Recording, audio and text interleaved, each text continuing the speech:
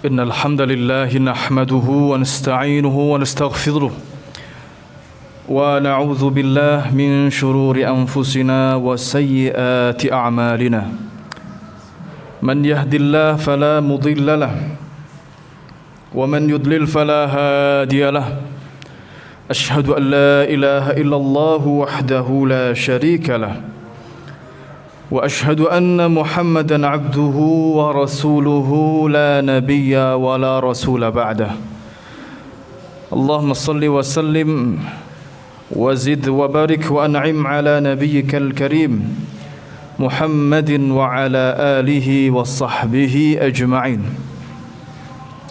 فيا عباد الله أوصيكم وإياي بتقوى الله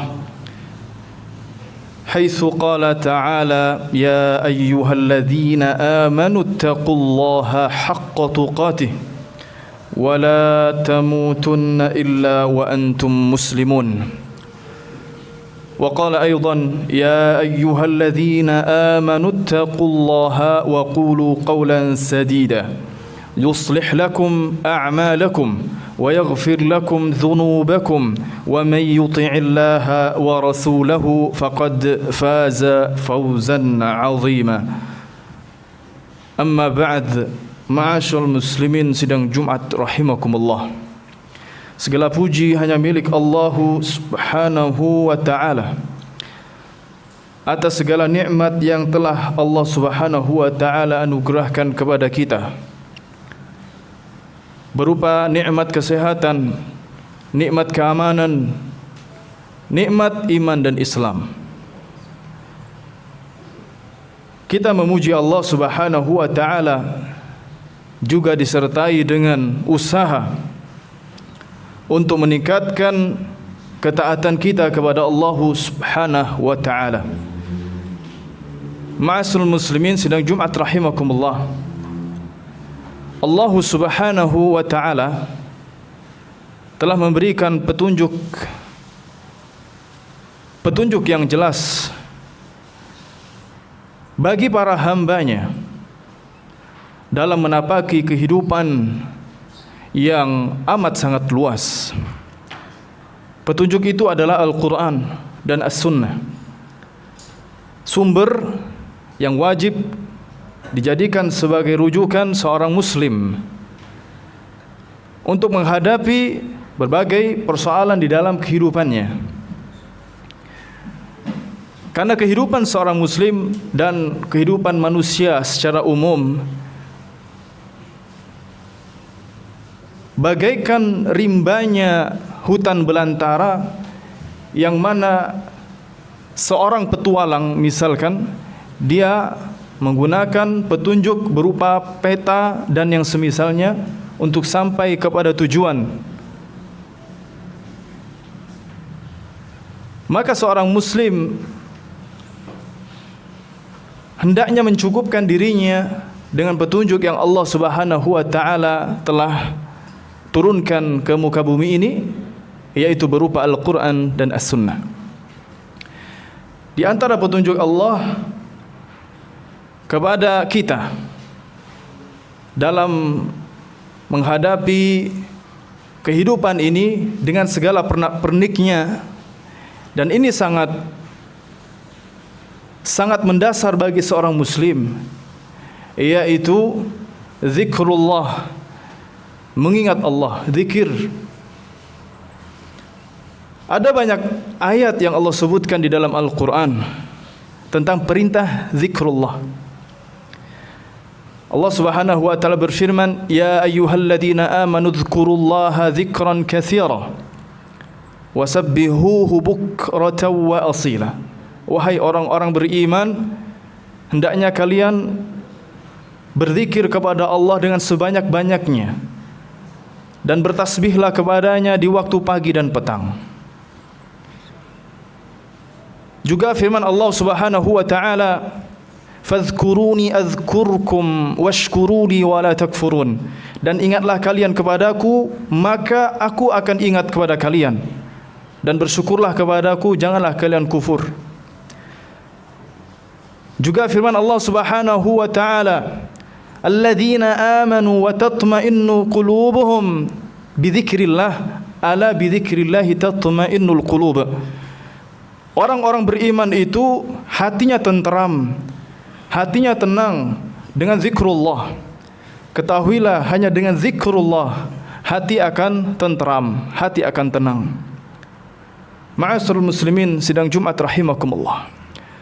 Tenteramnya hati, tenangnya hati adalah suatu sumber yang tidak boleh diabaikan. Sudah banyak penelitian membuktikan bahwasannya seseorang itu sehat bukan karena fisiknya, bukan karena dia olahraga. Ya, itu satu sebab di antara sebab-sebab yang ada. Tetapi yang utamanya adalah tatkala kondisi hatinya baik, yang kemudian mempengaruhi baiknya pikiran, dan itu akhirnya fisiknya juga akan baik. Dan sebaliknya, bila hatinya sedang tidak baik, lalu pikirannya kacau balau, maka timbullah penyakit-penyakit di dalam dirinya. Secara medis dikatakan asam lambungnya naik, imunnya turun, dan seterusnya. Bersumber dari hati yang tidak baik. Ma'asyiral muslimin sidang Jumat rahimakumullah, sesungguhnya perkara ini sudah dijelaskan oleh Rasulullah Muhammad sallallahu alaihi wasallam di dalam sabdanya, ala wa inna fil jasad mudghah fa idza saluhat fa saluhal jasadu kulluh wa idza fasadat fa fasadal jasadu kulluh ala wahyal qalbu. Ketahuilah bahwasannya di dalam jasad ini ada segumpal daging, yang apabila segumpal daging itu baik, maka baiklah seluruh jasad, dan apabila rusak segumpal daging tersebut, maka rusaklah seluruh jasad. Ala wahyal qalbu, sekerat daging itu adalah hati. Ma'asyiral muslimin rahimakumullah, maka fahamlah kita dari petunjuk Allah Subhanahu wa taala ini bahwa tatkala kita menjaga kesehatan, seharusnya yang lebih utama adalah menjaga hati sebelum yang lainnya. Tetapi apa yang beredar saat ini, informasi yang disebar melalui media-media selalu menitik beratkan kepada menjaga fisik dan mengabaikan menjaga hati. Padahal itu amat sangat penting sekali dalam menjaga hati, yang menentukan sehatnya jasad dan sebaliknya menentukan buruknya atau sakitnya jasad. Dan di antara cara menjaga hati, ma'asyiral muslimin rahimakumullah, adalah sebagaimana disebutkan tadi, yaitu dengan zikrullah. Dengan zikrullah hati akan menjadi tentram. Ini memahamkan kita, kalau tidak zikrullah, tidak mengingat Allah, ingat selain Allah, maka hati kita akan gelisah. Hati kita akan merasa tidak nyaman. Syekhul Islam Ibn Taimiyah rahimahullah ta'ala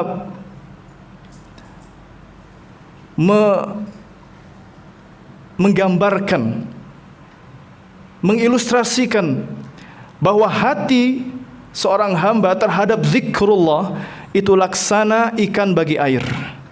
Beliau mengatakan, "Adz-dzikru lil qalbi kal ma'i lis samak, fa kaifa halus samaki idza ukhrija minal ma'." Hati dengan zikrullah itu laksana ikan bagi air. Apa yang terjadi tatkala ikan dikeluarkan dari air?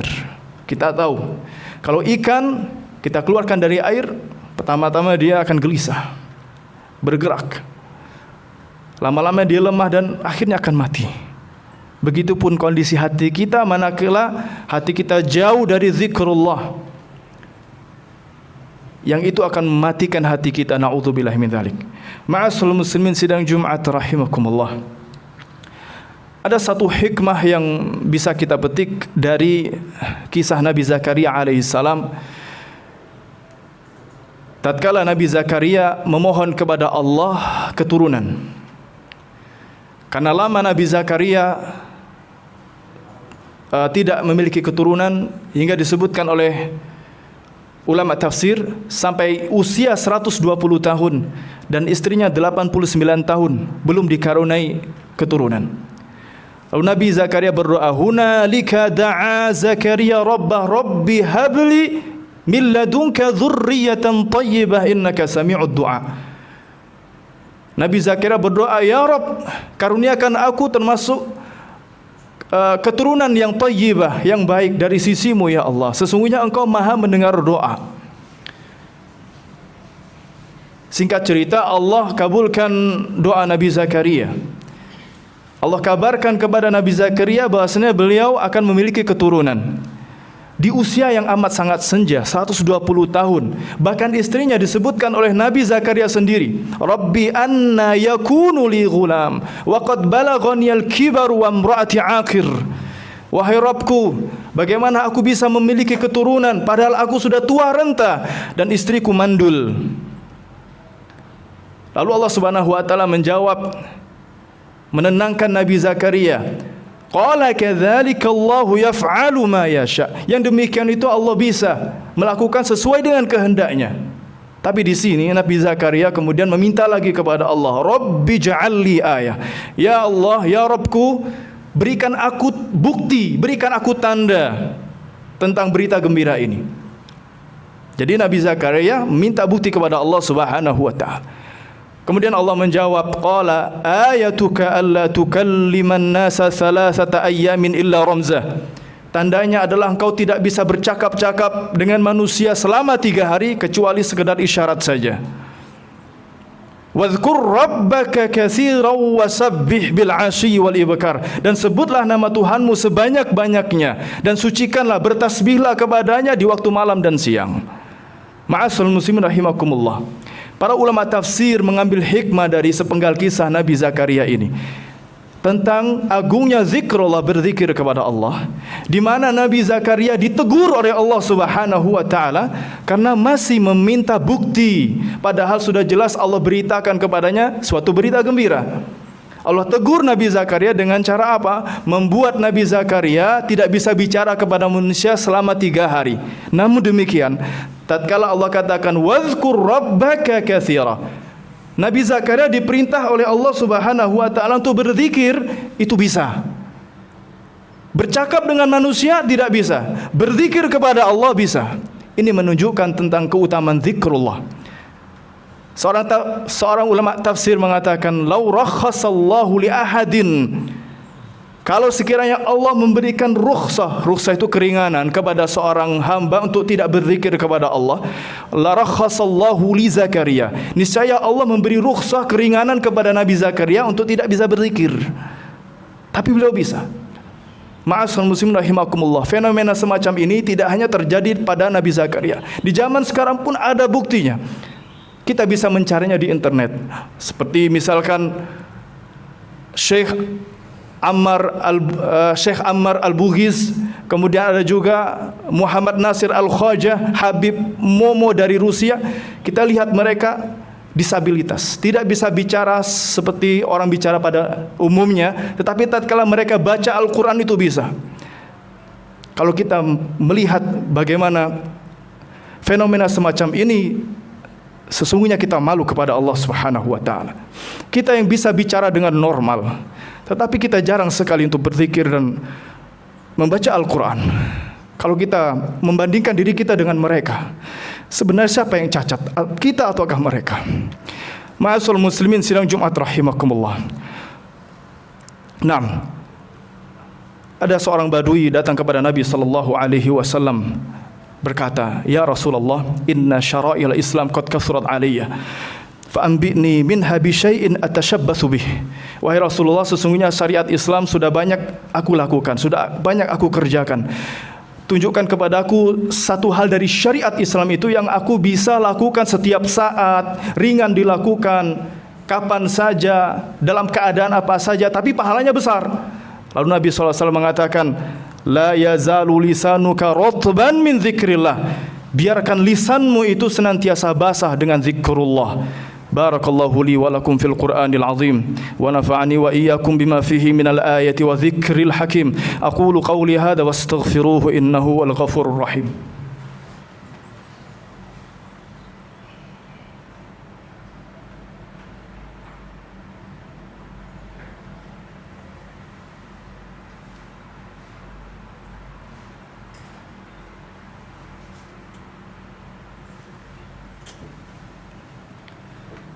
Alhamdulillahilladzi hadana lihada wa ma kunna linahtadiya laula an hadana Allah. Asyhadu an la ilaha illallah wahdahu la syarikalah wa asyhadu anna Muhammadan abduhu wa rasuluh. Fassalatu wassalamu ala Rasulillah wa ala alihi wa sahbihi wa man ihtada amma ba'd. Ma'asyiral muslimin sidang Jumat rahimakumullah. Telah disebutkan di khutbah yang pertama tentang bagaimana kedudukan zikrullah. Maka mari kita lazimkan pada diri kita untuk senantiasa zikrullah, mengingat Allah Subhanahu wa taala.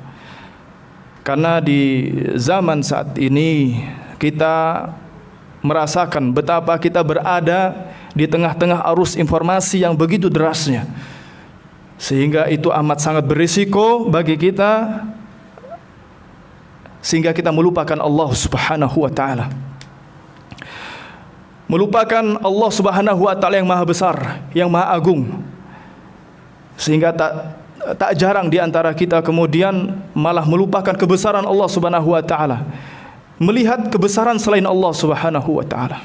Ma'asyiral muslimin rahimakumullah. Di khutbah yang kedua ini ada sebuah hadis Nabi SAW yang mungkin membuat kita subhanallah, merasa takjub juga tercengang dengan keutamaan zikrullah.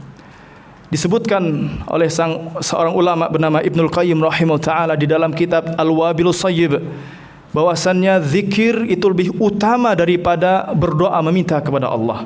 Apabila dua hal itu disandingkan, mana yang lebih utama antara zikrullah, memuji Allah, dengan berdoa kepada Allah? Maka jawabannya adalah dengan zikrullah. Beliau mengatakan zikrullahi afdalu min ad-du'a. Berzikir kepada Allah Subhanahu wa taala itu lebih utama daripada doa. Az-zikru sana'un 'ala Allah 'azza wa jalla bi jamili awsafihi wa ala'ihi wa asma'ihi. Karena zikir, mengingat Allah Subhanahu wa taala itu menyebut-nyebut nama Allah, menyanjung Allah dengan kalimat-kalimat yang indah. Wa du'a'u su'alul 'abd hajatahu fa aina hadha min hadha. Sedangkan ketika berdoa itu seorang hamba sedang meminta hajatnya kepada Allah Subhanahu wa taala. Oleh karenanya Nabi SAW bersabda, ada suatu hadis, dan hadis ini adalah hadis qudsi. Allah Subhanahu wa taala berfirman, "Man syaghalahu dzikri an mas'alati a'taituhu afdala u'tis sa'ilin." Barang siapa yang dia lebih sibuk mengingatku daripada meminta kepadaku, maka aku akan memberikan kepadanya yang lebih baik daripada yang diminta oleh orang-orang yang meminta. Semoga Allah Subhanahu wa taala memberikan kita taufik untuk senantiasa menghiasi diri kita dengan zikrullah. Innallaha wa malaikatahu yusalluna 'alan nabi ya ayyuhalladzina amanu sallu 'alaihi wa sallimu taslima. Allahumma salli 'ala Muhammad wa 'ala ali Muhammad kama sallaita 'ala Ibrahim wa 'ala ali Ibrahim innaka Hamidum Majid. Allahumma ighfir lil muslimina wal muslimat walil mu'minina wal mu'minat al ahya'i minhum wal amwat innaka sami'un qaribun mujibud da'awat ya qadiyal hajat. Allahumma inna nas'aluka bi anna nashhadu annaka antallah la ilaha illa anta al ahadus samad alladhi lam yalid wa lam yulad wa lam yakul lahu kufuwan ahad. Allahumma a'inna ala dhikrika wa syukrika wa husni ibadatik. Rabbana awzi'na an nashkura ni'mataka allati an'amta 'alaina wa 'ala walidina wa an na'mala salihan tardahu wa adkhilna bi rahmatika fi ibadika as-salihin. Allahumma a'izzal islam wal muslimin wa adhill asy-syirka wal musyrikin wa dammir a'da'aka a'da' ad-din waj'al hadzal balada indonesian aminan wa mutma'innan wa sa'ir biladil muslimin. Rabbana atina fid dunya hasanah wa fil akhirati hasanah wa qina adzaban nar.